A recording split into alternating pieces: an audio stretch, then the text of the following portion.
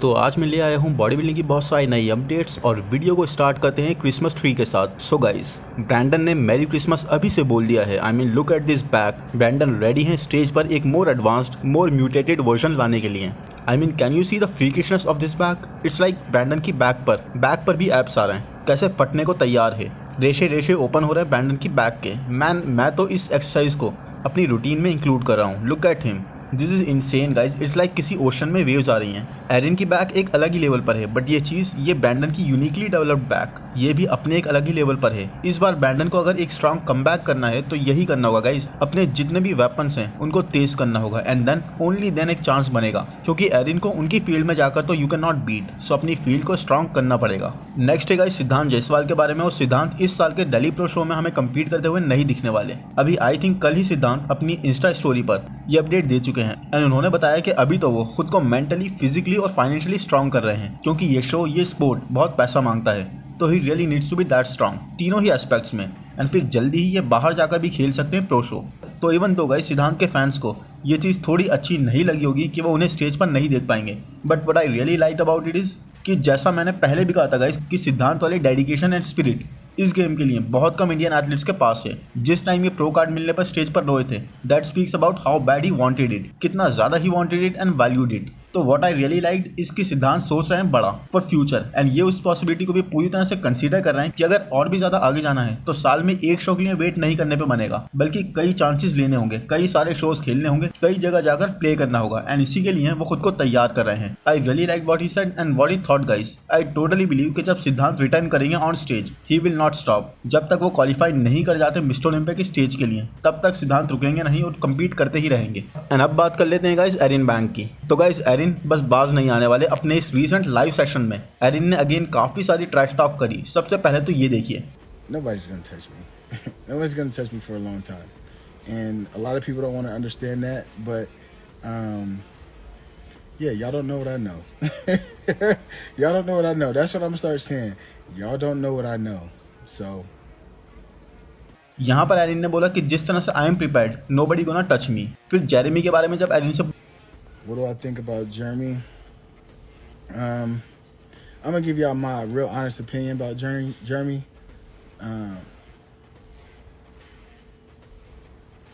Jeremy is he's a 4-time Mr. Olympia.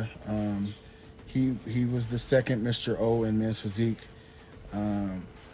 He's done what he's done in the past, which is great. He's paved the way, I guess, for many and many of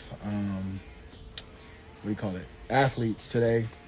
One thing that Jeremy is really good at is, and what he was good at back when he was competing, was traveling and meeting all his fans. So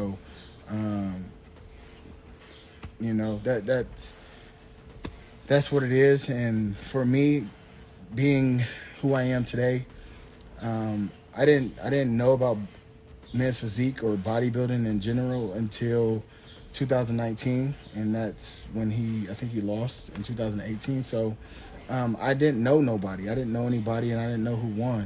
And I never researched it because I never was interested in bodybuilding in the first place. I just tried it and to see where I would fall. But as of all the the speculations and all the stuff that's going on now, Jeremy is Jeremy. I don't really know who he is. I can Google him, but that ain't gonna help me. But at the end of the day, he gonna have to prove himself to me. You know what I mean? Yeah, he got 4 titles, but it's 2023, and you gotta prove yourself to me. You ain't finna take 4 years off and then run your mouth and say you finna come beat me. That's what you're not gonna do. But we gonna see. We gonna see. तो देखा आपने कैसे Erin is saying कि Jeremy को खुद को prove करना होगा मुझे, so I can take him seriously. I mean guys, एक 4 टाइम्स मेंस फिजिक चैंपियन जिसको लोग फाउंडेशन मानते हैं मेंस फिजिक डिवीजन की, he needs to prove himself. And lastly इधर एक चैलेंज ब्रैंडन को कि अगर ब्रैंडन को लगता है कि वो मुझसे माइल्स अहेड है तो क्यों मुझे अपना अगला शो नहीं बता देते एंड वहां पर कम्पीट करने में पहुंच जाऊंगा। If he was miles ahead of me, why did I win with a perfect score? And it just is what it is. Everybody always has something to say, but numbers don't lie and scoreboards don't lie neither. And I haven't lost since 2000. the beginning of 2022. So if you're so miles ahead of me, well, if that's the case, if he's miles ahead of me, why don't he tell me what show he's doing in internationally, and why isn't he pulling up to the show at the Legion Sports Fest? Ask him that. If he's miles ahead of me. तो guys honestly कुछ भी बात हो, this is some next level confidence guys, कि जैसे ही Brandon मुझे अपना show बताएंगे मैं वहां कंपीट करने पहुंच जाऊंगा। तो even saying this without any preparation at any point of time, ये सिर्फ यही बताता है गाइज कि how ahead Erin is and कितने ज्यादा कॉन्फिडेंट है वो अपनी फिजिक को लेकर। तो गाइज जैसा कि हमें पता है अभी 10 डेज से भी कम बचे हैं दिल्ली में होने वाले शो में, और इंडियन रॉक भी वहां पर कंपीट करेंगे। और ये क्लिप है इंडियन रॉक की गेस्ट पोजिंग की, जो उन्होंने रिसेंटली ही करी एनपीसी के एक इवेंट में चंडीगढ़ में। एंड अगर ऑनेस्टली बोलूं गाइस, तो शो के इतना क्लोज मुझे इंडियन रॉक की कंडीशनिंग थोड़ी सी कम लगी। उतने टाइट या श्रेडेड मुझे यहाँ पे ये नहीं लगे, but that's just me guys. Maybe दूसरे एथलीट्स को देख देख कर I have been differentiating, but Indian rock की posing I really am a fan of. I mean आप कुछ पोजर्स देखोगे हुआ है ग्रेट फिजिक, बट स्टेज पर वो बिल्कुल डेड होकर पोज करते हैं, जबकि Indian rock the enthusiasm and passion he shows on stage, ये बहुत ही हेल्प करता है लोगों को उनसे कनेक्ट करने में। बिल्कुल फाइट अप वे में इंडियन रॉक पोस्ट करते हैं। ऑल्सो गाइस पर्सनली कि जिस तरह की मैंने इंडियन रॉक की ये जर्नी देखी है, इनका पैशन देखा है for the sport, I really want कि ये क्वालिफाई कर जाए मिस्टर ओलंपिया के लिए। दो आई डोंट नो गाइस किस तरह का competition he will be facing. And here is guys और डियोगो आर्नोल्ड क्लासिक में एरिन के सामने एक चैलेंज प्रेजेंट करने वाले डियोगो मोंटेनेग्रो इस वक्त ये ऑफ सीजन में है। And look at the shoulder to waist ratio, बहुत ही ज्यादा वाइड और राउंड डेल्स हैं इनके, और वेस्ट को तो इन्होंने पूरा बंद करके रखा हुआ है अभी भी। और इस रेशियो के साथ, इन प्रपोर्शंस के साथ डियोगो जब अपना सुपरमैन पोस्ट करेंगे with the added size, he will look nuts guys, बहुत ही इंसेन लगेंगे डियोगो। एंड गाइस इस साल के मेंस फिजिक के लाइनअप में जेरेमी बॉन्डिया, एरिन और ब्रैंडन के बीच में एक ऐसी सिचुएशन चल रही है क्योंकि वो तीनों ही चैंपियंस हैं, तो किसी भी नए एथलीट को कंसीडर ही नहीं करा जा रहा। But what if guys, just think about it, what if हमें एक न्यू चैंपियन मिल जाए, what if Diogo is the dark horse और कोरी मोरिस और जजेस पूरी तरह से एक शिफ्ट मार लें और वो चले जाएं सीधे एक्चुअल बीच बॉडी यानी कि एक्चुअल मेंस फिजिक पर, रायन टेरी पर। मैन सो मेनी पॉसिबिलिटीज और किसी को भी अनसीन नहीं करा जा सकता। एंड आई होप गाइज ये वीडियो आपको पसंद आ रहा होगा। पसंद आ रहा है तो प्लीज लाइक कर दो यार, चैनल को सब्सक्राइब कर दो, नोटिफिकेशन बेल को दबा दो, इंस्टाग्राम पे फॉलो कर लो। ऑनलाइन कोचिंग के लिए आप मुझे इंस्टा पर पिंग कर सकते हो। अब चलते हैं नेक्स्ट अपडेट पर, जो कि है कियोन पियर्सन के बारे में। एंड कियोन पियर्सन का ये साल एक पूरा गेम चेंजर रहा है। लेफ्ट में है कियोन की 4 weeks out before mister Olympia के पिक, एंड राइट में है कियोन पियर्सन की आज की फास्टेस्ट पिक, जो कि अभी टेक्सास प्रो से 10 वीक से भी ज्यादा आउट सिचुएशन में। साइज और मसल मास एकदम डबल हो गई है, बैक और भी ज्यादा वाइडर हो गई है, राउंडनेस और थिकनेस तो काफी सिग्निफिकेंटली एडिड है। सबसे ज्यादा डिफरेंस आपको दिखेगा गाइस ग्लूट्स और हैमस्ट्रिंग्स में। ऐसा लग रहा है 50% अपने टोटल मसल गेन का कियोन ने ग्लूट्स में ही ऐड कर दिया है। Man he is a different man now. जजेस ने कियोन को मिस्टर ओलंपिया के बाद ये फीडबैक दिया था कि तुम्हें अपनी बैक को, अपने ग्लूट्स को और अपनी हैमस्ट्रिंग्स को मोर ग्रो करना पड़ेगा। And 6 months later here it is. Keone ने उन सभी चीजों पर सिर्फ काम नहीं करा, बल्कि अब तो अपनी स्ट्रेंथ की तरह ओन करेंगे इन्हें स्टेज पर। ये रियल लैट स्प्रेड देखिए, हाउ इनसेन प्रपोर्शंस।